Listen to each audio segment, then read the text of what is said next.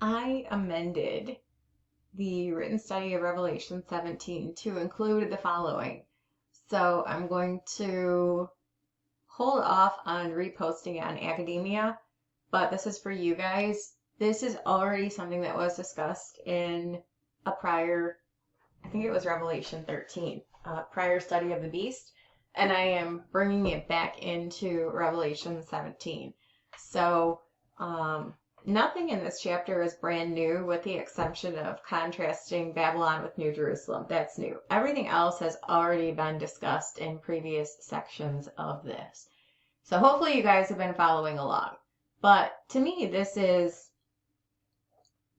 probably the most important point to understand about Revelation's beast, Beast 1.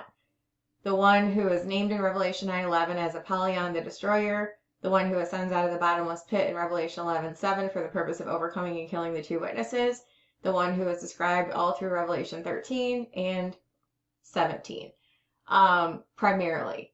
Those are the big places. And then obviously in Revelation 19, where Jesus comes back to defeat him and tosses his butt into the lake of fire along with the false prophet.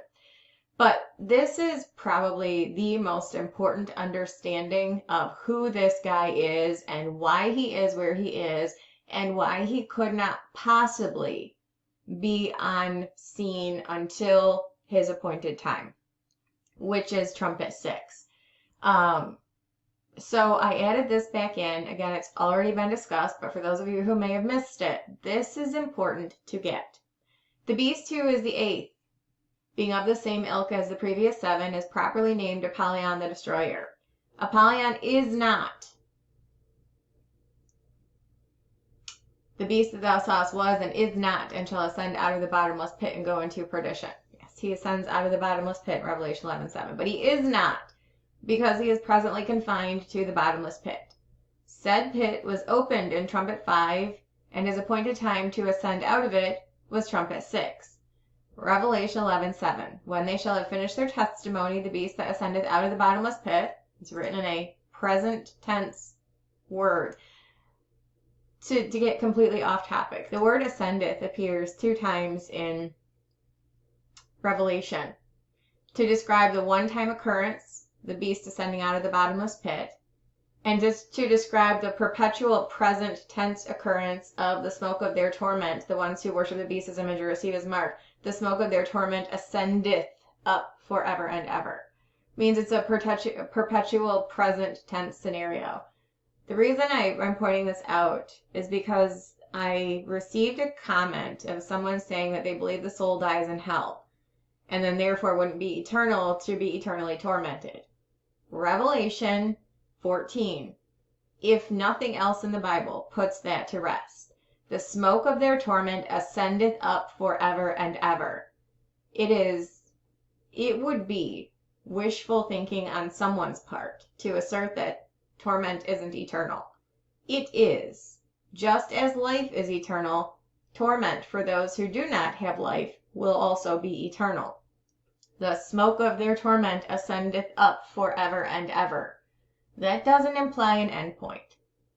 So while you might think of death in the physical, this is talking about spiritual implications. Talking about spiritual life versus spiritual death. Both are eternal because the soul is eternal. And the soul is going to spend eternity in one of 2 places. And it's going to be sentient. And it's going to have full consciousness. Do not ever think otherwise. So, back on topic. The beast that ascendeth, present tense to that situation, out of the bottomless pit, shall make war against them, and shall overcome them and kill them. Who then are the 7 rulers that came before this beast? From up here it says, the 7 heads are 7 mountains on which the woman sitteth. There are 7 kings, 5 are fallen, 1 is, the other is not yet come, and when he cometh he must continue a short space. And the beast that was and is not, he is the 8th even of the 7, and goeth into perdition. So who then are the 7 rulers that came before this final beast? The 5 that had come before are references to the leaders of the kingdoms of Egypt, Assyria, Babylonia, Medo-Persia, and Greece. The one that is, or was in John's time, referred to the leader of the Roman Empire. The one that had not yet come, but when he did was to continue a short space, is likely a reference to the Ottoman Empire. It is important to note the understanding of who these leaders and kingdoms are goes back to who had rule over the the geographical land or people of Israel. And this makes it easier to understand the progression of empires from Egypt back in the days of Moses to the Ottoman Empire, which ruled until approximately 1917-18, the time when Israel began to return to her land due to the Balfour Declaration. The eighth, who is of the seven, will rule over the land and people of Israel until Jesus returns at the second coming.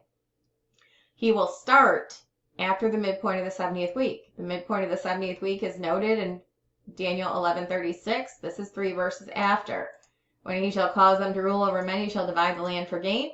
And it was given to him to make war with the saints to overcome them. Power was given him over all kindreds, tongues, and nations. Revelation 13:7, its midpoint.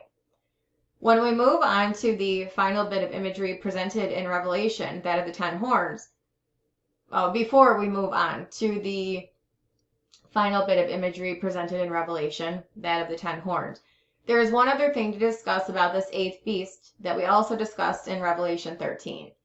As in Revelation 11, where he was described as ascending out of the bottomless pit, in Revelation 13 he was described as rising up out of the sea. Those two phrases mean the same thing. However, in Revelation 13, we are told that one of his heads appeared as it were wounded to death, likely as a result of his skirmish with the 2 witnesses. It was the healing of that deadly head wound that caused all the world to wonder after him and eventually to worship him. However, that one of his heads appeared as it had been wounded to death and was healed is also a reference to something else entirely. In Revelation 17, we are told the heads relate to previous kings or empires.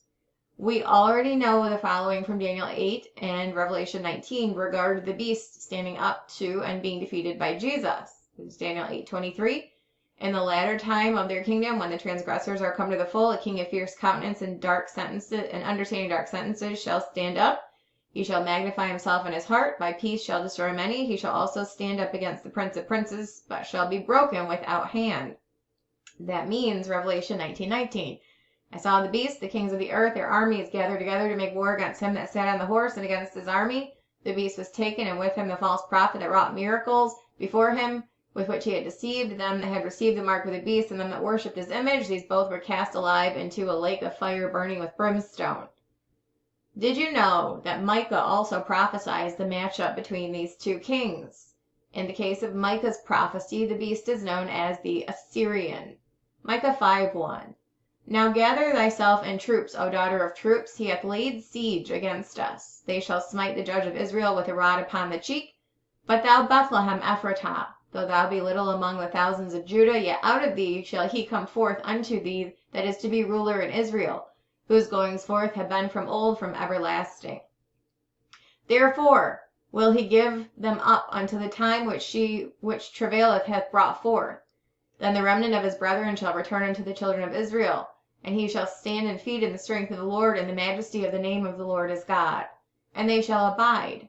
For now shall he be great unto the ends of the earth. And this man shall be peace, when the Assyrian shall come into our land, and when he shall tread in our places.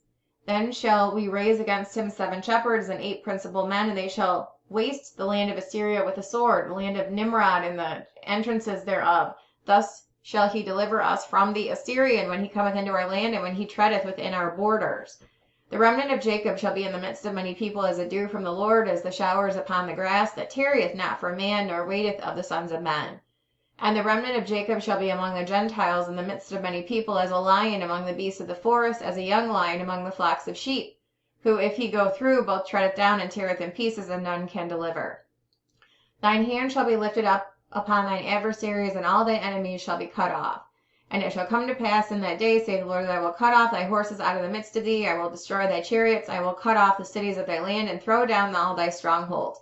I will cut off witchcrafts out of thy hand, and thou shalt have no more soothsayers. Thy graven images also will I cut off, and thy standing images out of the midst of thee. And thou shalt no more worship the work of thine hands, and I will pluck up thy groves out of the midst of thee. So will I destroy thy cities. And I will execute vengeance and anger and fury upon the heathen, such as they have not heard. One of the heads, as it were wounded to death, refers in parts to the rise of the Assyrian. When studying the breadth of the old Assyrian and Babylonian empires, we learn that they included parts of Mesopotamia, including modern-day Babylon and the place the Tower of Babel was built. In fact, many refer to Nimrod, the builder of Babel, a Nephilim, and post-flood one-world ruler, as a type and shadow of this final beast and kingdom. It is true that Nimrod was a hunter of righteous men, and so too will this beast Assyrian be.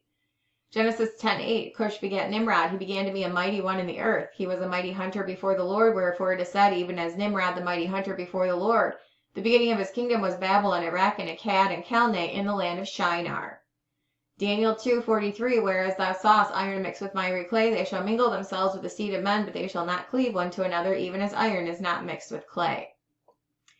It is also true that Nimrod and Shinar are precursors to the Assyrian and Babylon as they relate to Revelation's people and places.